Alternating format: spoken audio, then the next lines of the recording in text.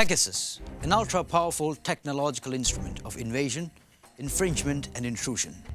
A cyber weapon of mass destruction, a tool to breach your privacy, a mechanism to put your life on constant surveillance. These are some of the headlines that have been going rounds in the Indian media as well as the international media. So what is Pegasus? Is it capable of tracking you? Is it a weapon that can infringe your privacy?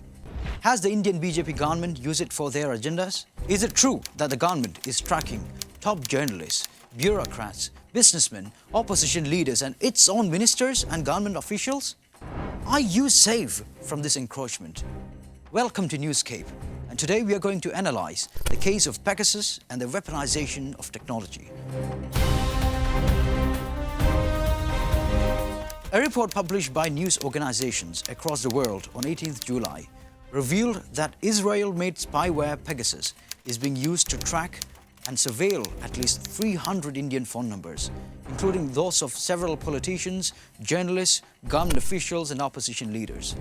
Pegasus is a spyware developed by the Israeli cyberarms firm NSO Group that can be covertly installed on your mobile phones running most versions of iOS and Android operating system.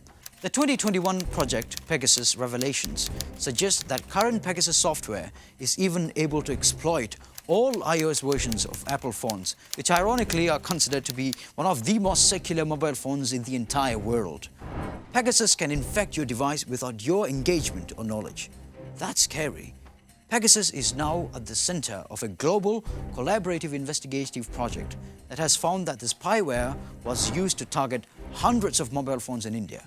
Mobile phones of people at the toppest positions of the government, working opposition leaders and vocal journalists. In October 2019, WhatsApp blamed the NSO Group for exploiting a vulnerability in its video calling feature. Now listen very carefully. The way Pegasus infected through WhatsApp is actually shocking. WhatsApp chief Will Cathcart said a user would receive what appeared to be a video call, but this was not a normal video call.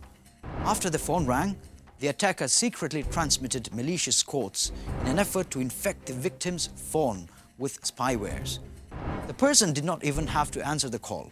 Once infected, a phone becomes a digital spy under the attacker's complete control. Now that's absolutely shocking and scary.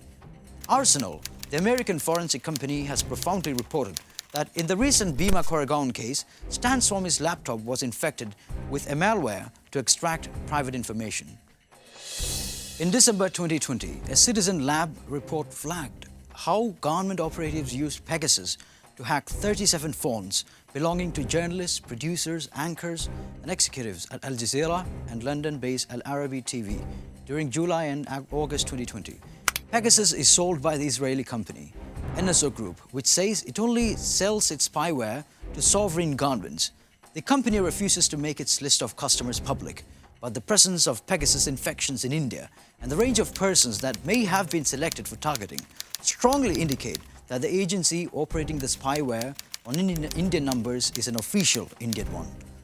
The forensic testing of targeted phones has confirmed the use of Pegasus spyware against some of the Indian numbers and has also established that this highly intrusive form of surveillance, which is technically legal under the Indian law as it involves hacking, is still being used to spy on journalists and others.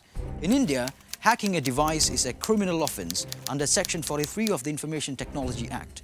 The Internet Freedom Foundation, in a blog on 19th July, points out the pre-existing surveillance powers available under the Telegraph Act 1885 and the Information Technology Act 2000 do not permit the installation of a spyware or hacking mobile devices. NSO will not confirm whether the Indian government is a customer, but the presence of Pegasus infections in the phones of journalists and others in India and the nature of targets selected for a potential hack suggests that one or more official Indian government agencies are actively using this spyware. This inference must be drawn because Pegasus can only be used by a client of NSO, and the NSO has only government clients. The BJP government has been constantly denying these allegations and dismissing all the evidence against them as fake news. On Saturday, the Ministry of Electronics and Information Technology, Ashwini Vaishnav, reiterated this stand in Parliament. The hypocritic irony is that even his phone was targeted and hacked. Should we believe his claims? Or should we believe the investigation reports of internationally acclaimed news platforms like The Guardian, The Washington Post, Le Monde, etc.?